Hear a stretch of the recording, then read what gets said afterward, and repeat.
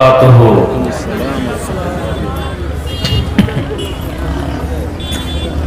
الحمد لله نحمده ونستعينه ونستغفره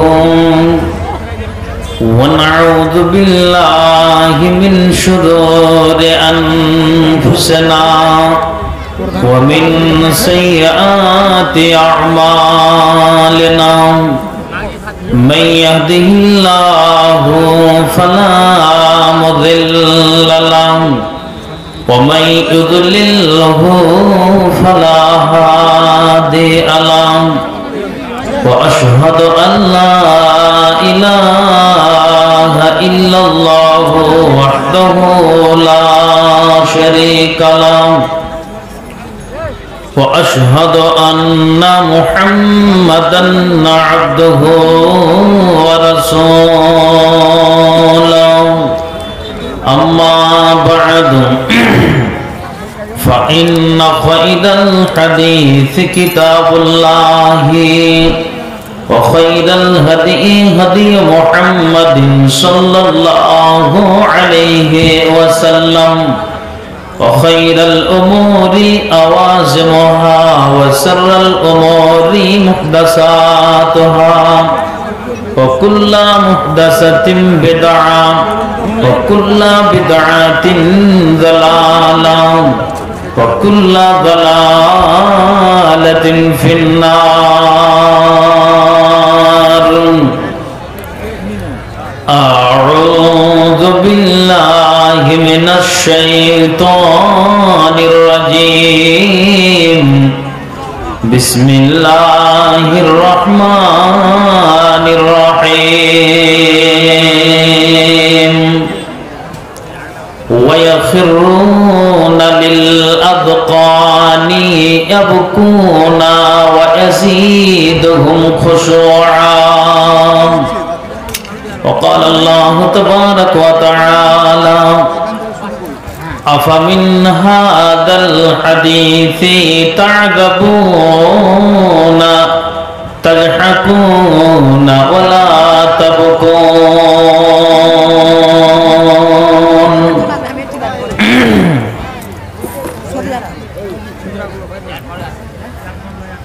কিয়ামতের পূর্বে আসিবে মাসিহ দাজ্জাল। কিয়ামতের পূর্বে আসিবে মাসিহ দাজ্জাল। সেই দাজ্জাল ভাঙাইবে তোরে ইমানের দুর্বল থাকিলে যাবে জাহান্নামে। সে দাজ্জাল ভাঙাইবে তোরে ইমানের দুর্বল থাকিলে যাবে জাহান্নামে। ও তুমি যতই মিনতি করো, তুমি যতই মিনতি করো রিহাই পাইবে না রে, পাইবে না রে, পাইবে না। কিয়ামতের পূর্বে আসিবে মাসিহ দাজ্জাল। চলো যাই সব শরীয়তি তরে, কোরআন হাদিস কি বলে। চলো যাই সব শরীয়তি তরে, কোরআন হাদিস কি বলে। ওরে সঠিক কথা মেনে নাও, ওরে সঠিক কথা মেনে নাও, তবে পাবে পরিত্রাণ রে, পরিত্রাণ।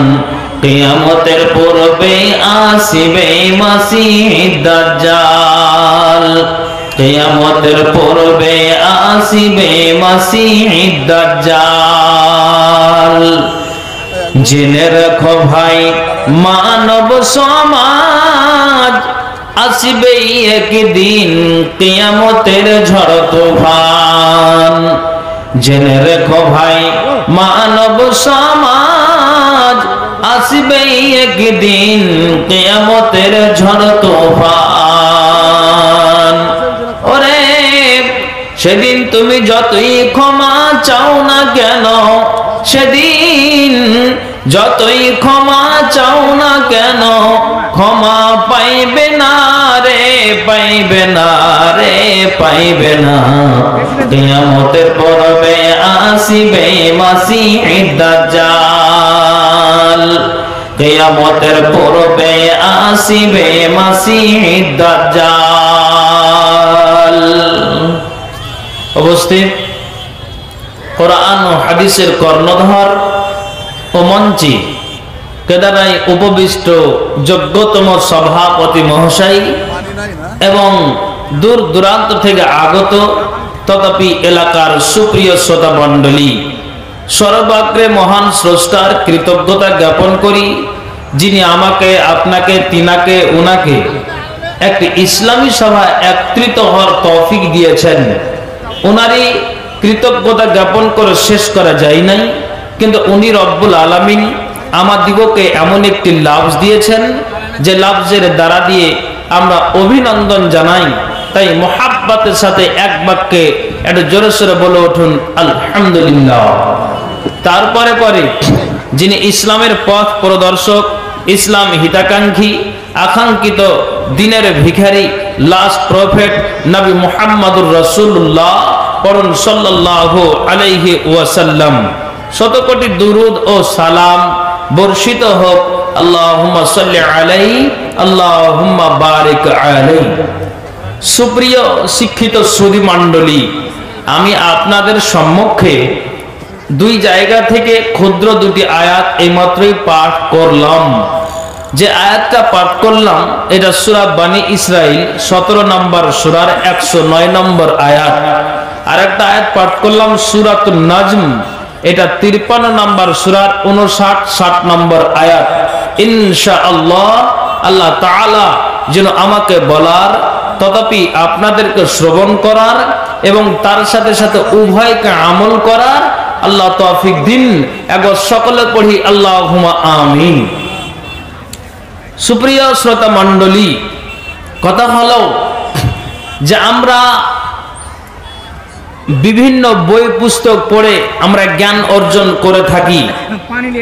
আমরা বাংলাতে কোরআনের তর্জমা বেরিয়েছে, আমরা ওই তর্জমা কোরআনকে খরিদ করি।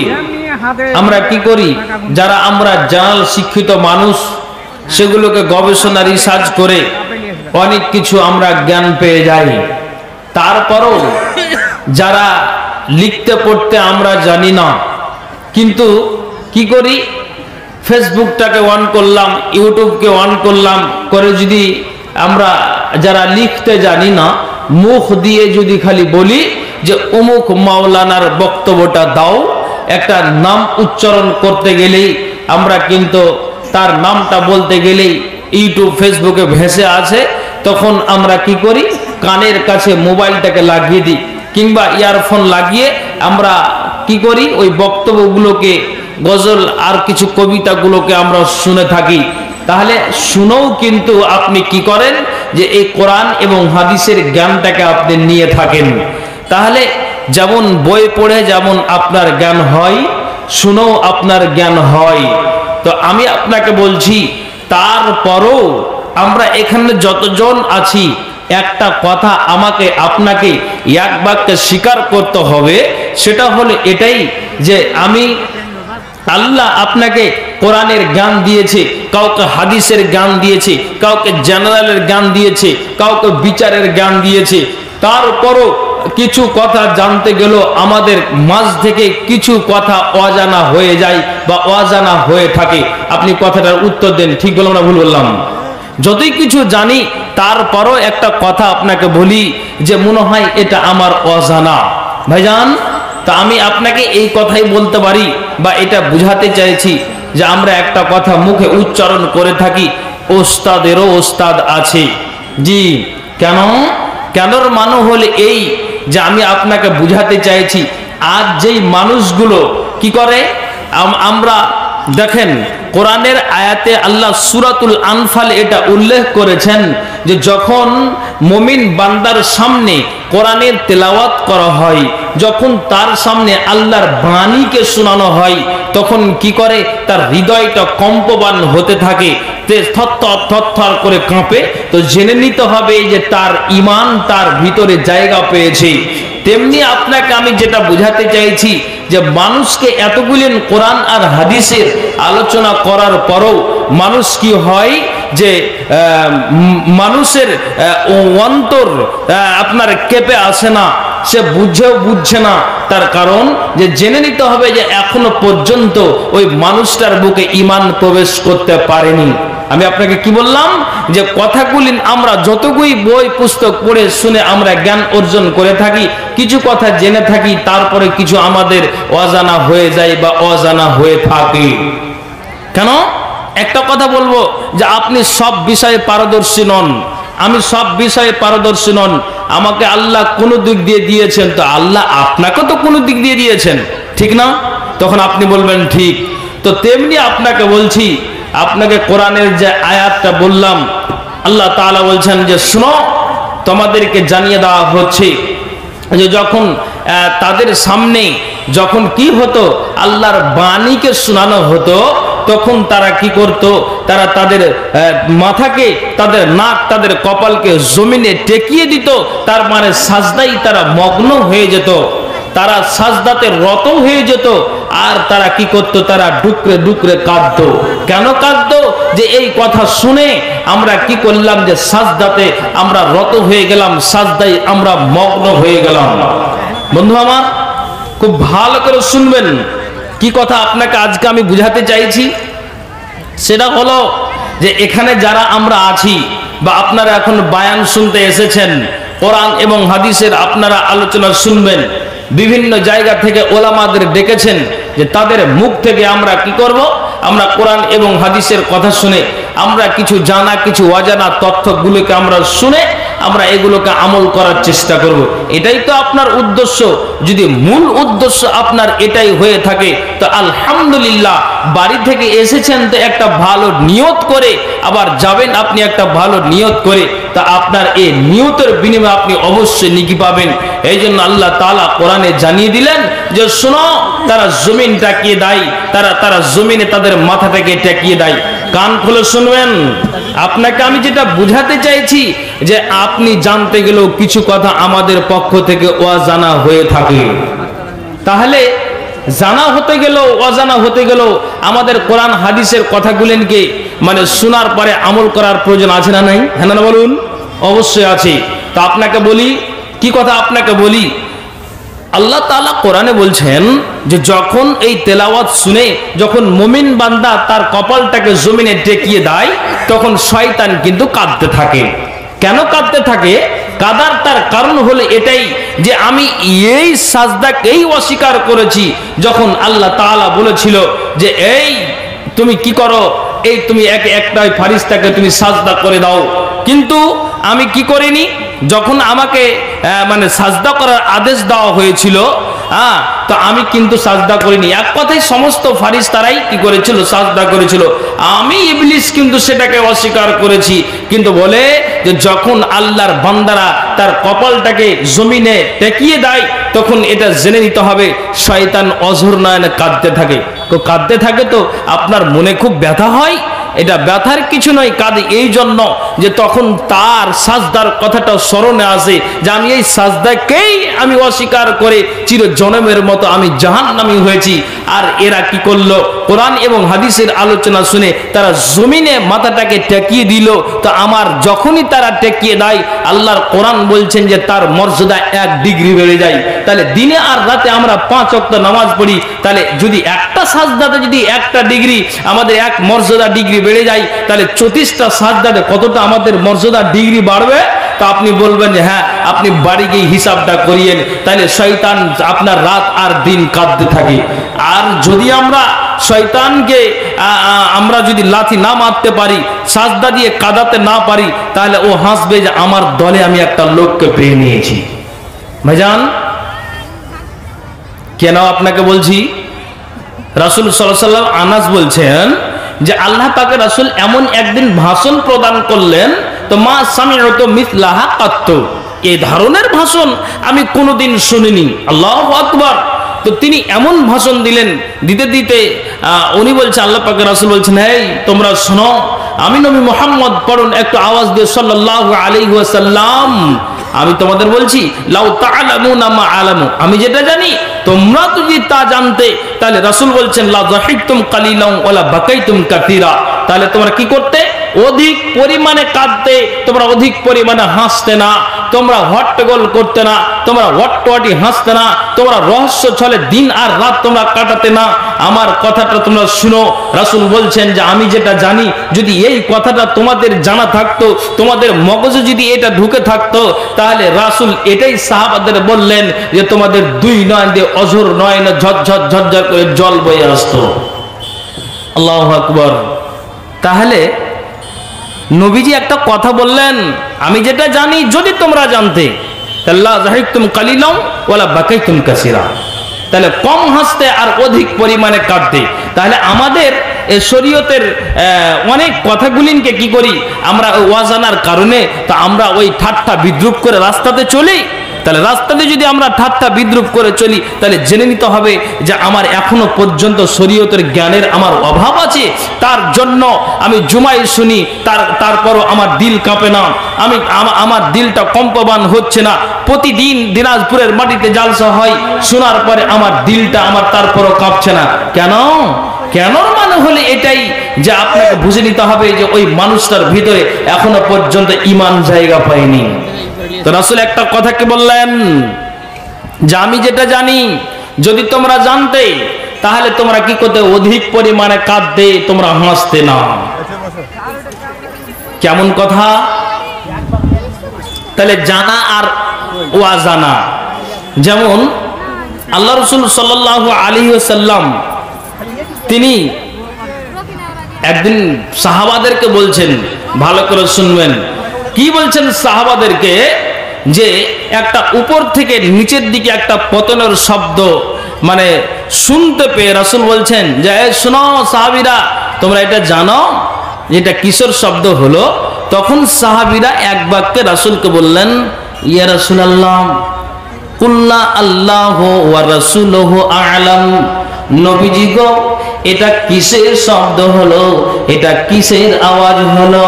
এই আওয়াজটা আল্লাহ এবং আল্লাহর রাসূল ভালো জানেন, এর ব্যাপারে আমরা বলতে পারবো না।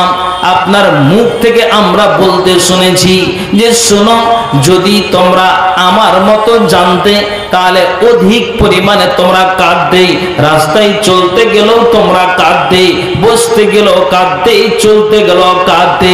এক কথাই তোমরা অধিক পরিমাণে হাসি ঠাট্টা করতে না, তোমরা অধিক পরিমাণে তোমরা কান্না করতে। সাহাবীরা বললেন, ইয়া রাসূলুল্লাহ, আল্লাহ পাকের রাসূল আপনি যে বললেন যে এটা কিসের শব্দ হলো, এটা কিসের আওয়াজ হলো, তো আমরা এক বাক্যে আপনাকে এটাই জবাব দিলাম, আল্লাহু ওয়া রাসূলুহু আ'লাম। এই ব্যাপারটা আল্লাহ এবং আল্লাহ রাসূল ভালো জানেন, আমরা এর ব্যাপারে বলতে পারবো না। নবীজি তখন জবাব দিলেন, সাহাবীরা তোমরা কান খুলে শোনো, তাহলে যেই মানুষটা এই কথাটাকে জানার পরও তার দিলটা কম্পমান হবে না, সেই চোখ দিয়ে পানি ঝরাবে না, তাহলে জেনে নিতে হবে ওই মানুষটার এখনো পর্যন্ত ঈমান জায়গা পায়নি। তখন সাহাবীরা বললেন, আল্লাহ পাক রাসূল আপনি বলেন তো এটা কিসের কথা আপনি বলছেন? নবীজি বললেন, কালা হাজা হাজারুন, এটা হলো একটা পাথর, এটা একটা পাথর, মুনজু সাবঈনা খারিফান, যেই পাথরটাকে 70 বছর আগে জাহান্নাম খানাতে নিক্ষেপ করা হয়েছিল। পদ্মাবতী ওই পাথরটা 70 বছর পরে জাহান্নামের তলায় গিয়ে পতিত হয়েছে, জাহান্নামের তলায় গিয়ে পৌঁছেছে, জাহান্নামের তলায় গিয়ে আপনার পৌঁছে গিয়েছে। এক কথাই যে আপনার ওই পাথরের আওয়াজটাই তোমরা শুনতে পেয়েছো। নবীজি বললেন যে 70 বছর আগে পাথর একটা জাহান্নাম খানাতে নিক্ষেপ করা হয়েছিল, ওই পাথরটা 70 বছর পর জাহান্নামের তলায় গিয়ে পৌঁছেছে। নবীজি বললেন, ফাসামিতুম ওয়াজওয়াতাহা, তাই তো পজওয়াতাহা, তাই তোমরা এটা পাথরের শব্দ শুনতে পেয়েছো। একবার জোরে বলুন সুবহানাল্লাহ। তাহলে আপনাকে কি বলবো যে একটা 70 বছর আগে জাহান্নামে পাথর নিক্ষেপ করা হয়েছে, 70 বছর পরে জাহান্নামের তলায় গিয়ে পৌঁছেছে। সাহাবীরা অবাক হলেন, আল্লাহু আকবার। তাহলে কত গর্ত, কত গভীরতা আছে জাহান্নামের, যে 70 বছর আগে নিক্ষেপ করা হয়েছে, 70 বছর পরে ওই জাহান্নামের তলায় গিয়ে পৌঁছেছে। সাহাবীরা আশ্চর্য হয়ে গেলেন। তাহলে এই কথাটা শোনার পরও যদি আপনার চোখ দিয়ে পানি না আসে, তাহলে জেনে নিতে হবে যে এই কথাটা যদিও আপনার জানা, তারপরে এখন আপনি এই পুরাতন কথাকে আবার দুবার শুনলেন, বা কাউরির অজানা তো আপনি নতুন করে শুনলেন, তো শোনার পরেও যদি আপনার অন্তরটা কম্পমান না হয় যে 70 বছর পরে ওই পাথরটা কি হলো, জাহান্নামের তলায় গিয়ে পৌঁছিল, তাহলে জেনে নিতে হবে যে ওই মানুষটার এখনো পর্যন্ত তার বুকে ঈমান জায়গা পায়নি। এই জন্য আল্লাহ তাআলা বলছেন যে শোনো, তোমরা এই কথায় বিস্মিত হতো, বিষয়বোধ করছো, কিন্তু তোমরা হাসছো, অথচ কাঁদছো না কেন? যা আপনাকে বলবো, যেমন আপনার মক্কা নগরীতে দুষ্ট দুরাচারেরা আবু জাহেল, উতবা, সাইবারা কোরআনের বিদ্রুপ করত, হাদিসের বিদ্রুপ করত, শরীয়তের বিদ্রুপ করত, তারা শরীয়তের বিধানকে নিয়ে তারা ব্যঙ্গ বিদ্রুপ করত, নবীকে নিয়ে ঠাট্টা করত। তো এই জমানার মানুষগুলো কি নেই যারা নামাজে ধারে না, রমজান মাসের সিয়ামকে ধারে না, যেই মানুষগুলো আপনার লোককে যাহাতা বলে বেড়ায়, অকথ্য ভাষা মুখ দিয়ে আপনার বের করে, যেই মানুষটা আপনার ওয়াক্তের সময় হতে গেলে লেহাব থেকে বের হয় না, যেই মানুষটা আপনার রাত্রি 12টার পর হতে গেল বিছানে না শুয়ে গিয়ে সে আপনার আড্ডাবাজি করে বেড়ায়, মদের ভাট্টিতে চলে, যেই মানুষটা নিশাতে তার জীবনটা তার চলে, তাহলে জেনে নিতে হবে যে আপনাকে বলছি যে এই কথা শোনার পরও যদি এই মানুষটার এই আচরণটা এরকম হয়, তাহলে জেনে নিতে হবে যে এখনো পর্যন্ত ওই মানুষটার বুকে ঈমান জায়গা পায়নি।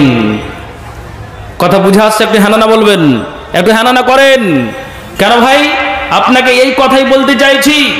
আপনি আপনার মগজে আপনি এই কথাটাই জ্ঞান করুন যে আপনার জানা থাকলেও কথাটা আপনার দুবার হচ্ছে, অজানা থাকতে গেলেও আপনার নতুন কথা হচ্ছে। তো নতুন কথা হতে গেলেও আপনাকে অন্তত কম্পমান হওয়া উচিত হবে কার? যে মানুষটার বুকের ভিতরে ঈমান জায়গা পেয়েছে সেই মানুষটা। তাই আপনাকে আমি বলতে চাইছি, রাসূল সাল্লাল্লাহু আলাইহি ওয়াসাল্লাম এই হাদিসটা যখন সাহাবাদের সামনে ব্যক্ত করলেন, তখন তারা কম্পমান হয়ে গেলেন। এই জন্য আপনাকে আমি বলছি যে শোনো, তোমরা আজকালকার মানুষ যারা এরকম আচরণ করে বেড়াও, তাহলে আপনাকে এটাই বলা যাবে যে ওই আপনার মক্কার লোকের যারা মুশরিক, যারা ছিল কাফের, যারা ছিল অমুসলিম, যারা তা কি করত, কোরআনের বিরোধিতা করত, তা আপনার যদি এই রকমের আচরণ হয়, তাহলে আপনাকে বলতে পারবো আমি, বা বলা যাবে যে আপনি ওই মুশরিকদের দলভুক্তের মধ্যেই আপনি আছেন। ভাইজান, তাহলে আমাকে আপনাকে জ্ঞান করে নিতে হবে, আমাকে আপনাকে মগজে উঠিয়ে নিতে হবে, তাহলে আমরা পাবো পরিত্রাণ, নজর নয়। জি, কেন?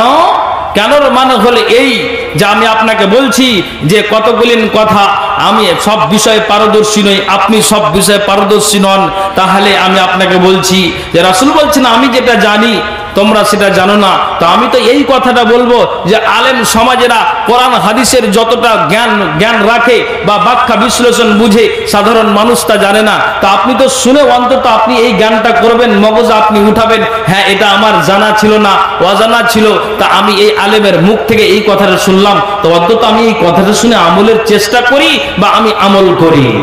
ভাইজান, আমি আপনাকে বলছি, রাসূল সাল্লাল্লাহু আলাইহি সাল্লামকে একজন ব্যক্তি এসে বললেন, ইয়া রাসূলুল্লাহ, আল্লাহ পাকের রাসূল, আপনাকে বলি আমার বয়সটা এমন হয়ে গিয়েছে, আমি বয়সের ভরে নুজ্জ হয়ে গিয়েছি নবীজি আমার, তাহলে আপনি বলেন তো আপনাকে আমি যেটা কথা বুঝাতে চাই, নবীজি গো, আমার দ্বারা দিয়ে এক কথাই ইবাদত আমি করতে যাই, কিন্তু আমি বয়স্ক মানুষ, আমার দ্বারা তো সম্ভব হয় না, তা আপনি আমাকে এমন একটা আমলের কথা বলুন, ওই আমলটা করতে গেলে আমার পক্ষে যেন সহজ হয়। একটা মানুষকে আপনি জিজ্ঞেস করুন তো, যে মানুষটার বয়স আপনার 60 বছর হয়ে গিয়েছে, যে মানুষটার বয়স আপনার 65, আপনার 70 হয়ে গিয়েছে, যে মানুষটা নিজের লাঠির সাহারা ছাড়া চলতে পারে না, ওই মানুষটাকে আপনি জিজ্ঞেস করুন তো, উঠতে গেলে আপনার ওই মানুষটা কি করে? মাটি ধরে, বসতে গেল লোকটা মাটি ধরে, তেমনি আপনাকে বলছি ওই লোকটা যদি মসজিদে আসার ইচ্ছা করে, তারপরও বাড়ি থেকে চেষ্টা করে, কিন্তু মসজিদে আসার আর তার ক্ষমতা হয় না, তেমনি এমন একজন ব্যক্তি নবীজিকে জিজ্ঞেস করলেন, আল্লাহ পাকের রাসূল গো, আমার বয়স হয়ে গিয়েছে, আমাকে আপনি এমন একটা আমলের কথা বলে দিন তো, ওই আমলটা আমি করব, আর ওই আমলটা করেই আমি যেন আল্লাহর জান্নাতে যেতে পারি। তখন নবীজি বলছেন, কালা রাতাবান বিজিকিরিল্লাহ, ওগো ব্যক্তি তুমি কান খুলে শোনো, তোমার যখন বয়স হয়ে গিয়েছে, তুমি একা চলতে পারছো না, তোমার পক্ষে অসম্ভব হয়, তুমি মসজিদে আসার জন্য চেষ্টা চালাও, কিন্তু তারপর তোমার অসুবিধা হয়।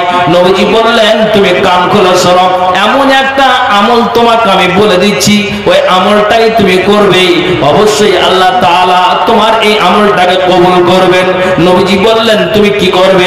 তোমার বয়স হয়ে গিয়েছে, চায়ের আড্ডাতে গিয়ে তুমি ফালতু কথা না বলে, অকাট্য কথা তুমি না বলে, নোংরা কথা না বলে, তুমি যেখানে সেখানে পাঁচটা মানুষকে এক জায়গাতে নিয়ে বসে গল্প গুজব না করে তুমি কি করবে? তুমি একটা জায়গাতে বসে যাবে, নিচে বসবে তুমি, কিংবা একটা চেয়ার নিয়ে বসে যাবে, আর বসে যাওয়ার পরে তুমি কি করবে? আল্লাহর জিকির আজকারে তুমি মশগুল থাকবে, তুমি রত থাকবে সুবহানাল্লাহ, আলহামদুলিল্লাহ, আস্তাগফিরুল্লাহ, এক কথায় তুমি আল্লাহর জিকির আজকারে তুমি রত থাকবে, তুমি এই আমলটা করবে, এটা তোমার পক্ষে সহজ হবে। তাহলে একটা মানুষ, নবীজি এই কথা বললেন, ওই ব্যক্তি জবাব দিলেন, হ্যাঁ আল্লাহ পাকের রাসূল, আমি এই আমলটা চালিয়ে যাব, আমি তো ঠুট দুটাকে হিলিয়ে তো আমি অন্তত আল্লাহর জিকির আজকার আমি করতে পারবো, এর থেকে সহজ আমল আর কি আছে? তো চায়ের আড্ডাতে বসে আপনি ঘন্টা ধরে গল্প করে আপনি সময়টাকে বিনষ্ট করে দিতে পারলেন, তো 10 মিনিট 5 মিনিট আপনি বসে বসে আল্লাহর জিকির আজকারে কি আপনার মাথা ব্যথা হয়ে যায়? তাহলে আপনি এই কথাগুলি জানার পরে যদি এই মানুষটা আমলে পরিণত না করে, তাহলে জেনে নিতে হবে, আমি আজকে যেটা বুঝাতে চাইছি যে ওই মানুষগুলো আপনার কি করে, এখনো পর্যন্ত রহস্য ছলে উড়িয়ে দেয়, তাহলে জেনে নিতে হবে এখনো পর্যন্ত তার ভিতরে ঈমান জায়গা পায়নি, এখনো পর্যন্ত ঈমান তার ভিতরে বাসা বাঁধতে পারেনি। কাজেই আমি আপনাকে বুঝাতে চাইছি যে এই কথাগুলি শুনে আপনাকে আমলে পরিণত করতে হবে। করবে কারা? যার ভিতরে ঈমান আছে তারা, এক কথা মুমিনেরা পারবে, তাছাড়া সম্ভব নয়। যেহেতু যেই মানুষটা জীবনে নামাজ পড়ে না, আল্লাহর ইবাদত ধাপিত হচ্ছে না, তাহলে আপনি বলুন এই মানুষটার জন্য এই কথাগুলি তার জন্য বোঝা হয়ে যায়। তা আমি আপনাকে বলছি, আপনার জানা থাকতে গেলেও অজানা থাকতে গেলেও তারপরও তো আপনি এই মগজে এই কথাটা আপনি উঠাতে পারবেন যে আমি শোনার পরে অন্তত আমি এই কথাটার আমল করি, আর করার পরে আমি কি করি, এটাকে যেন আমি আমল করে আমার ঈমানটাকে যেন তাজা করি। আল্লাহ পাকের রাসূল বলছেন যে শুনো, আলা উখবিরকুম বিআফজালি আমালিকুম, আমি কি তোমাদেরকে উত্তম আমলটা বলে দিব না? কেমন উত্তম আমল? নবীজি বলছেন, কান খুলে শোনো, একটা মানুষের বাড়িতে যদি সোনা থাকে, একটা মানুষের বাড়িতে যদি চাঁদি থাকে, ওই সোনা আর চাঁদিকে পিপলার মাদ্রাসাতে যদি দান করে, তো দান করার চাইতো সোনা আর চাঁদি দান করার চাইতো। তারপরে নবীজি বলছেন, আপনার দুশমনের সাথে মোকাবিলা করার চাইতো আমলটা উত্তম। কাজে আল্লাহ পাকের রাসূল বলছেন, আলা উখবিরকুম বিআফজালি আমালিকুম, আমি কি তোমাদেরকে উত্তম আমলটা বলে দিব না? কেমন উত্তম আমল? যে একটা মানুষ নিজের বাড়িতে সোনা চাঁদি আপনার ওটা যদি দান করে পিপলার মাদ্রাসায়, আপনার কি করে দুশমনের সাথে মোকাবিলা করে ওই মানুষটা, কোরআনের যে মানুষটা বিরোধিতা করে, নিজেই সে কি করে, আপনার কি করে, আপনার বাহুবলের শক্তি দেখিয়ে, ঈমানের শক্তি দেখিয়ে ওই ব্যক্তিটা যেন লড়াই চালিয়ে যায়। তো নবীজি বলছেন তার চাইতো আমলটা উত্তম। আর তোমরা দুশমনের সাথে মোকাবিলা করাটা কত কঠিন, যদি তারা সুযোগ পায়, মিন আন তালকু আদুওয়াকুম ফাতাজরিবু আনাকাহুম ওয়া ইয়াজরিবু আনাকাকুম, নবীজি আমার বলছেন যে যখন তুমি যুদ্ধের ময়দানে নেমে যাবে, তখন তারা কি করবে, যদি সুযোগ পায় তো তোমার গর্দানে তারা মেরে দিবে, তোমরা সুযোগ পেতে গেলে তাদের গর্দানে তোমরা মেরে দিবে, তোমরাও তাদের গর্দান উড়িয়ে থাকো, তারাও তোমাদের গর্দান কেটে থাকে। তো নবীজি বলছেন তার চাইতো আমলটা উত্তম।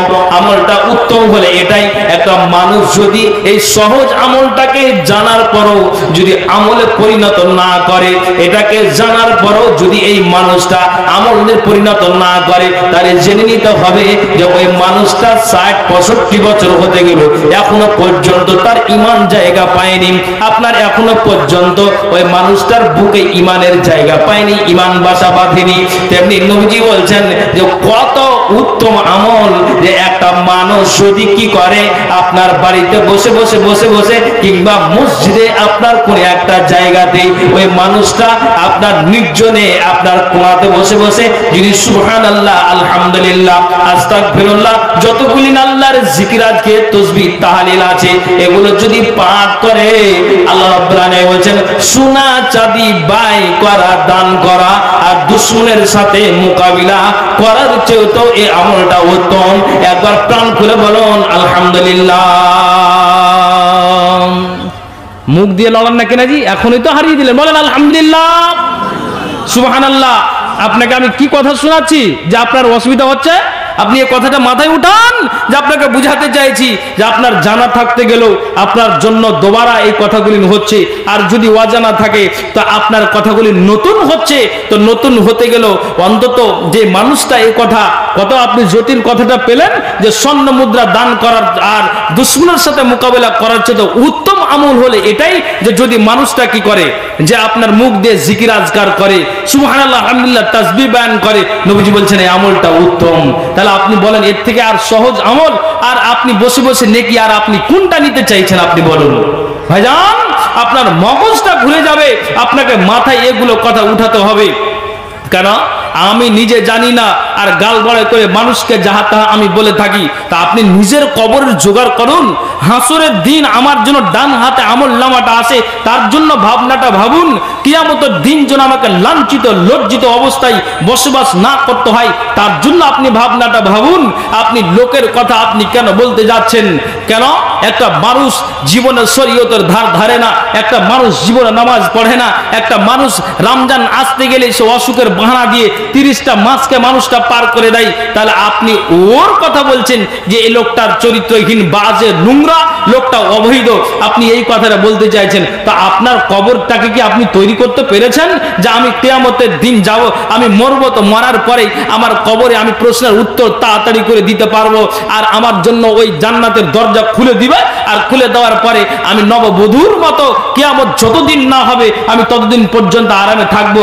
একটা লোকের আপনি ওই খুঁচা দিয়ে কথা বলেন, ঘুষা দিয়ে কথা বলেন, তাকে আঘাত দিয়ে কথা বলেন, তা আপনি ভাবছেন যে আমি আমার কবরের তৈরি করে নিয়েছি?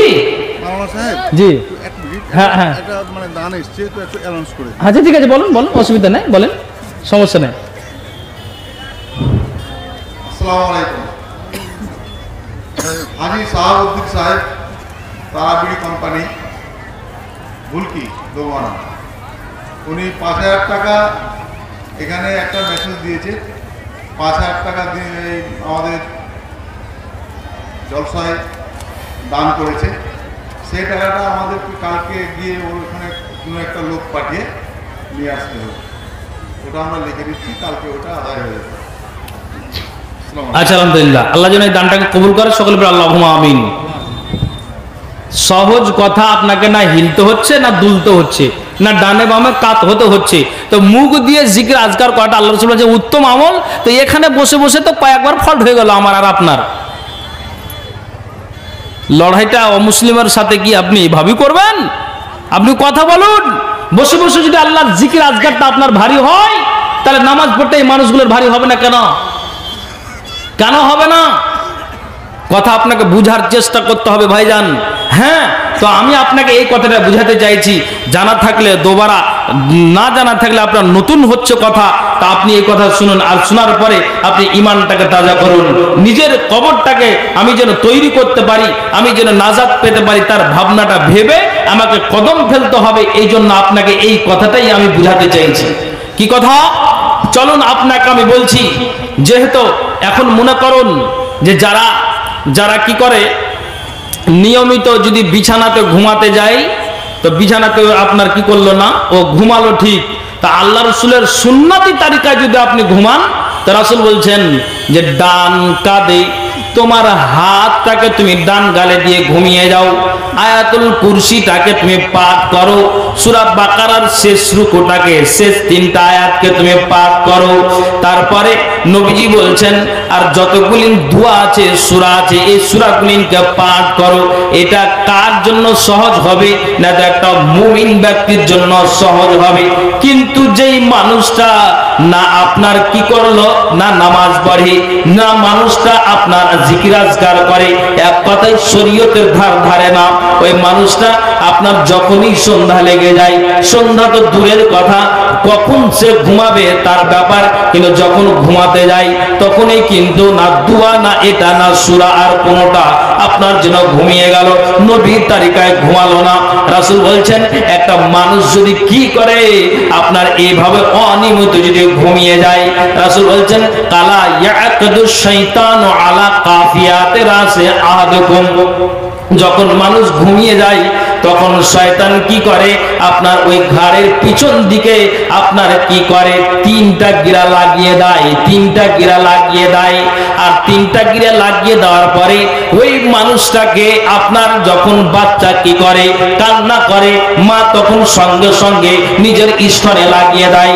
আর স্তনে লাগিয়ে দেওয়ার পরে যখন ওই বাচ্চাটাকে ঘুমাতে যায় তো মা বাচ্চা চিৎকার করে কান্না করে, যখন ঝুল্লুতে দেয় দোলনাতে দেয় তারপরও কিন্তু বাচ্চা কান্না করে, তখন মা কি করে হাত দিয়ে আপনার থাবড়িয়ে থাবড়িয়ে বাচ্চাটাকে ঘুম দেয়।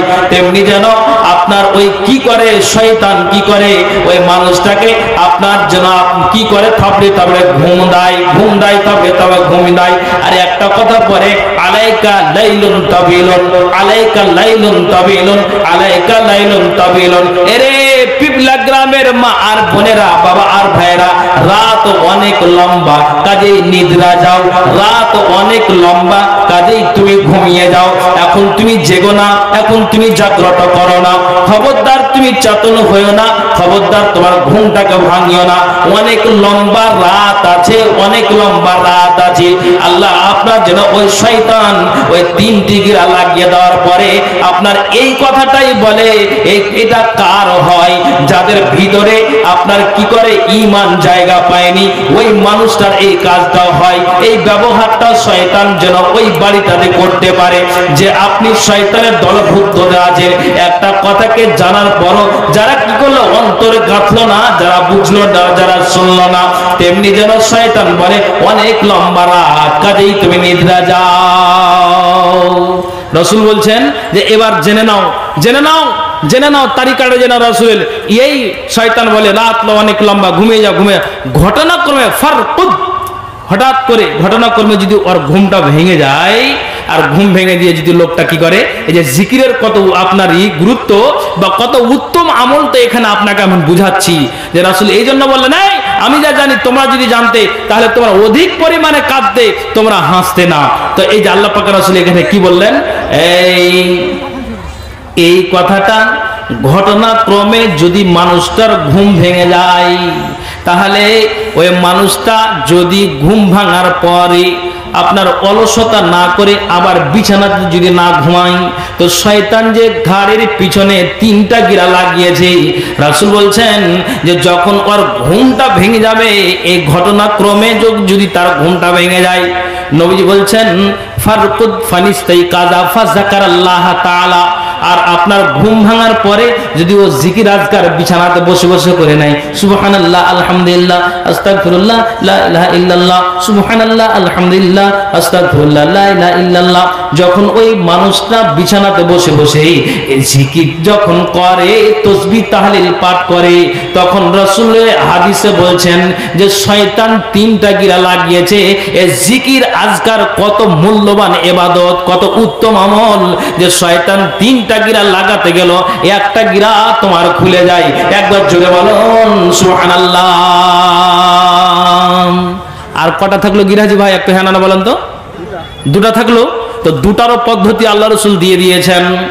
যদি আপনার জিকির আজকার করার পরে একটা গিরা খুললো, তো নবীজি বলছেন তারপর লোকটা অলসতা না করে ফাইন তাওয়াজ্জা, যদি মানুষটা কি করে আপনার বিছান থেকে লাহাবটাকে পুষ মাসের সময় ছেড়ে দিয়ে লোকটা যদি কি করে টিবল থেকে এক বদ নাই এক লোটা পানি নাই উজু বানিয়ে নাই, উজু বানিয়ে নিল, আর উজু বানার পরেই লোকটা দাঁড়িয়ে আছে, এখনো পর্যন্ত বিছানায় ঘুমায়নি। নবীজি বলছেন যে শয়তান যে আপনার গিরা 3টা লাগিয়েছে, উজু বানার পরে দ্বিতীয় গিরাটাও খুলে যায়। আবার পড়ুন সুবহানাল্লাহ। তারপরও নবীজি বলছেন যে আপনার উজু বানার পরে মানুষটা অলসতা না করে আপনার বাড়িতেই যদি কি করে 2 রাকাত নামাজটাকে আদায় করে নাই, ফা ইন তাওয়াজ্জা, আপনার উজু করার পরে ফা ইনশাআল্লাহ যদি ওই লোকটা 2 রাকাত নামাজ বাড়িতে আপনার পড়ে নাই, তাহলে রাসূল বলছেন যে শয়তানের 3টা গিরা খুলে যায়। তখন সঙ্গে সঙ্গে শয়তান অপমান হয়ে যায়, তোমার বাড়ি থেকে বেরিয়ে যায়, তোমার বাড়ি থেকে চলে যায়। তখন তোমার যেন হাসি খুশিতে তোমার সকালটা হয়, তোমার অলসতাটা কেটে যায়। শয়তান বুঝলো এই বাড়িতে আমার আর সুযোগ মিলল না। আর যদি তুমি কি করো, এই কথাগুলিকে জানার পরও যদি তুমি আমল না করো, শয়তান বলে যে আমার দলের আমি লোক পেয়েছি। কেননা আল্লাহ রাব্বুল আলামিনের নবী বলেছেন যে মানুষটা কোরআন তেলাওয়াত করতে করতে যখন সাজদার আয়াত আসে আর যখনই সাজদাতে পড়ে যায় তো শয়তান কাঁদতে থাকে যে পড়লো তারপরে সাজদাতেও তারা রত হয়ে গেল। শয়তান কাঁদে। এই আমলগুলি যদি করি তাহলে শয়তান বেইজ্জত হয়ে বাড়ি থেকে বেরিয়ে যায়। কাজে আমি আপনাকে বলছি যে জানার পরও যদি এই মানুষটা এই কথাগুলিকে আমলে পরিণত না করে তাহলে জেনে নিতে হবে যে ওই মানুষটার এখনো পর্যন্ত ঈমান বুকে জায়গা পায়নি।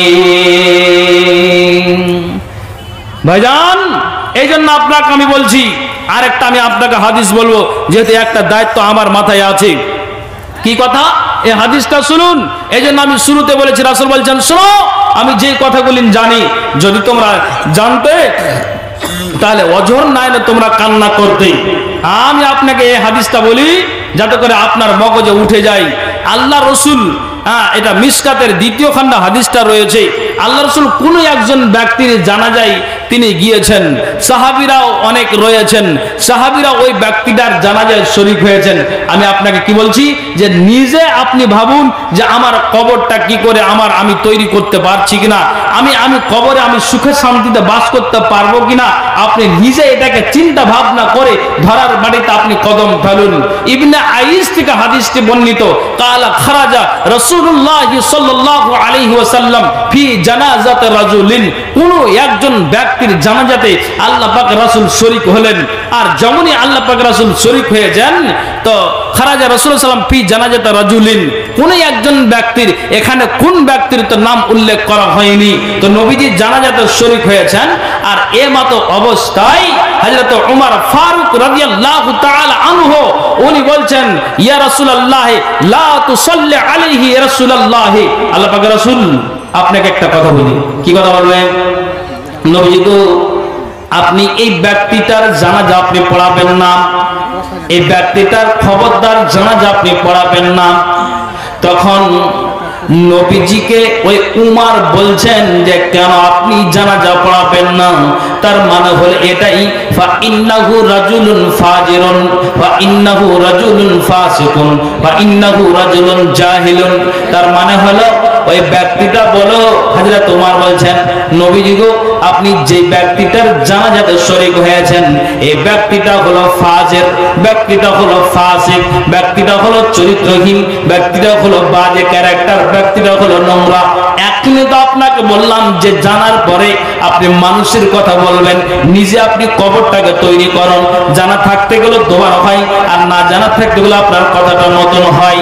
তো তেমনি জানো নবীজিকে হযরত উমর নিজেই বলছেন, ইয়া রাসূলুল্লাহ, আল্লাহ পাকের রাসূল, আপনি এই ব্যক্তিটার জানাজা আপনি পড়াবেন না। তখন নবীজি ফালতাফাতা রাসূলুল্লাহ সাল্লাল্লাহু আলাইহি ওয়াসাল্লাম, নবীজি আমার ওই যতজন জানাজাতে আপনার ওই সাহাবীরা শরীক ছিলেন, যতজন ওই মাইয়াতের জানাজাতে হাজির ছিলেন, নবীজি আমার আপনার ওই জানাজার ব্যক্তির দিকে লক্ষ্য করলেন, ব্যক্তির দিকে তাকালেন, ব্যক্তির দিকে দেখলেন। আর দেখার পরে রাসূল বলছেন ফাকালা রাসূলুল্লাহি সাল্লাল্লাহু আলাইহি ওয়াসাল্লাম হাল রাআহু আহাদুম মিনকুম আলা আমালিল ইসলামে। নবীজি বলছেন আচ্ছা এখানে যতজন তোমরা জানাজায় এসেছো, আচ্ছা তোমরা একজন কি আমাকে উত্তরটা দিবে? কেউ কি তোমরা জানো বা তোমরা দেখেছো এই ব্যক্তিটাকে ইসলামের মধ্যে কোন একটা ভালো কাজ করতে? কেননা একজন বুঝাওয়ালা উমর ফারুক আমাকে নিষেধ করেছে যে আপনি এই ব্যক্তিটার জানাজা আপনি পড়াবেন না। তখন একজন বলছেন ফাকালা রাজুলুন নাম, একজন বলছেন ফাকালা নাম ইয়া রাসূলুল্লাহ, হ্যাঁ আল্লাহ পাকের রাসূল আমি দেখেছি। কি তুমি দেখেছো বলো তো? তখন ওই ব্যক্তি জবাব দিচ্ছেন হারাসাল লাইলাতান ফি সাবিলিল্লাহ, আল্লাহ পাকের রাসূল এই ব্যক্তিটা জিহাদের ময়দানে সারা দিন সারা রাত নাইট ডিউটি করে সিকিউরিটি গার্ড হয়ে আপনার দিনকে বাঁচানোর জন্য, ইসলামকে বাঁচানোর জন্য এই ব্যক্তিটা আপনার কথাগুলিকে জেনে তার অন্তরে ঈমান জায়গা পেয়েছে। আপনাকে বলবো এই এলাকাবাসী এই হাদিস আর কোরআনের পরে যে মানুষগুলো এখনো পর্যন্ত যার ভিতরে ঈমানকে বা আপনার জায়গা দিতে পারলো না, ঈমান তার ঢুকে আসেনি, জেনে নিতে হবে ওই মানুষটার কপাল চলে গিয়েছে। নবীজি এই জন্য বললেন যে শুনে রাখো আমি যেটা জানি তোমরা জানতে গেলে তোমরা ঝরঝর করে তোমরা কাঁদতে, তোমরা খবরদার ধরার মাটিতে অধিক পরিমাণে তোমরা হাসতে না। নবীজি বলছেন উমরের মতো একটা বিদ্বান লোক আমাকে বাধা দিয়েছে। তখন সঙ্গে সঙ্গে বলছেন আমি দেখেছি এই লোকটা জিহাদের ময়দানে সারা রাত জাগরণ হয়ে থেকেছে। নবীজি কি করলেন ফাসাল্লা আলাইহি রাসূলুল্লাহ সাল্লাল্লাহু আলাইহি ওয়াসাল্লাম, আল্লাহ পাকের রাসূল নিজেই তিনি জানাজার নামাজটাকে পড়িয়ে দিলেন। ওয়া হাসা আলাইহি তুরাবা, নবীজি নিজ হাতে ওই ব্যক্তিটাকে আপনার এক দুই করে করে 3 খাবল মাটি দিলেন। আর মাটি দেওয়ার পরে যখন আপনার মাটি ক্লিয়ার হয়ে গেল, মাটি যখন দেওয়া সমাপ্ত হয়ে গেল, যার যেই দিকে বাড়ি সেই দিকে সব রওনা দিবে, যার যেই দিকে বাড়ি সেই দিকে সব রওনা দিবে।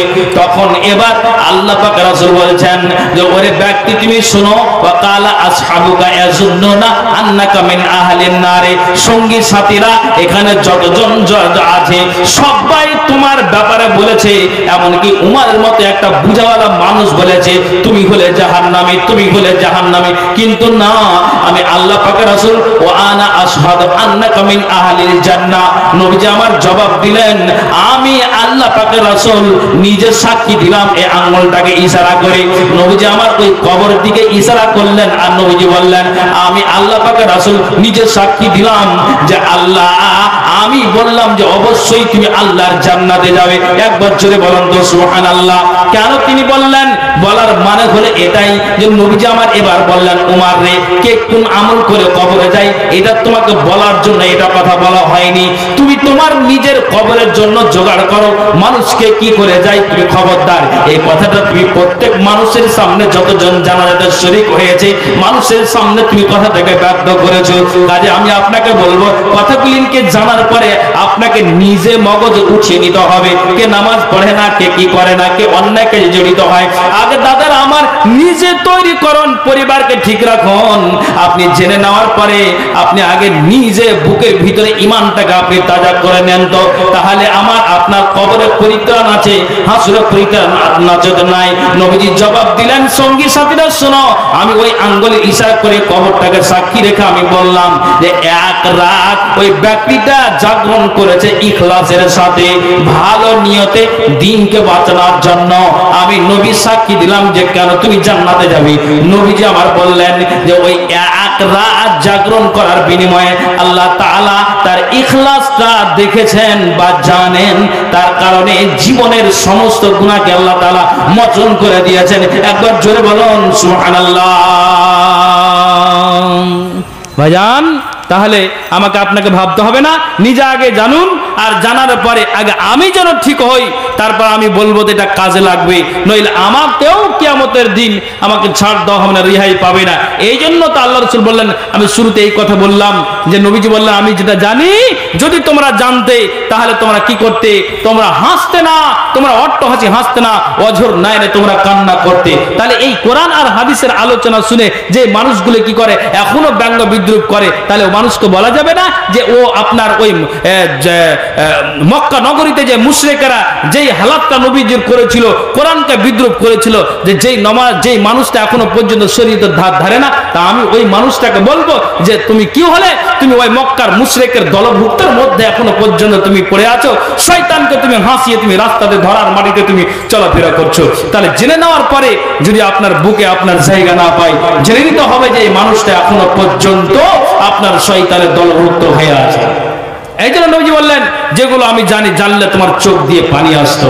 সুবহানাল্লাহ। তো ভাইজান, আমি কথাকে বাড়াবো না, লম্বা করব না, কথাটা তো এটাই যে ভাই আমাদেরকে এই কথাগুলিকে জানার পরে আমলে পরিণত করতে হবে, তাহলে আমরা পাবো পরিত্রাণ, নচেত নয়। আল্লাহ তাআলা যেন সকলকে আমল করার তৌফিক দান করে।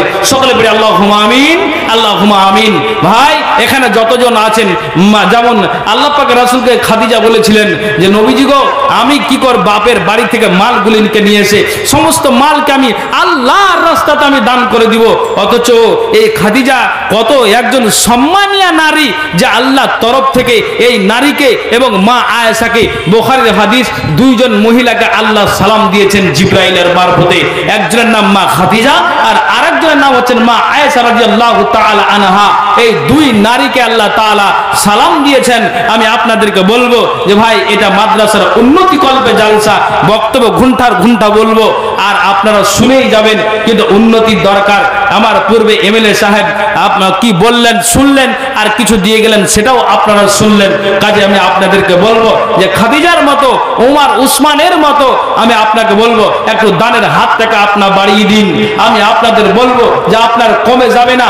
আপনি সহজ একটা আমল পেলেন যে বসে বসে যদি আমি ফালতু কথা বলে সময়টাকে নষ্ট না করে যদি আমি আল্লাহর জিকির আজকারে লিপ্ত থাকি, তাহলে জেনে নিতে হবে যে এটা আমার উত্তম আমল হচ্ছে। নবীজি যা তিনার মুখ থেকে প্রমাণ করলেন, তাহলে তো এই কথাগুলিকে জানার পরে আমাদের অন্তরে এগুলো ভয় হওয়া দরকার, কম্পমান হওয়া দরকার। আমাদেরকে এগুলো শোনার পরে আমল করার দরকার বা উচিত বা জরুরি। কাজে আমি আপনাদেরকে বলবো, এখানে যতজন আছেন, মা বোনেরা পর্দার আড়ালে আছেন, ভাইজান এই মাদ্রাসার জন্য আপনাদের বলবো, এলাকাবাসী গ্রামবাসী আসুন, এসে এই মাদ্রাসার জন্য আপনাদেরকে বলছি যে উমর আবু বকরের মতো, মা খাদিজার মতো, যেই খাদিজা আপনারা কি করেছিলেন যে আমি বাপের সম্পদ নিয়ে এসে নিজের আমি কি করব, আমি নিজের নাকের আর কানের বানাবো সেটা নয়, আমি কি করব এই মালগুলিকে নিয়ে এসে আমি আল্লাহর রাস্তাতে সব দান করে দিব।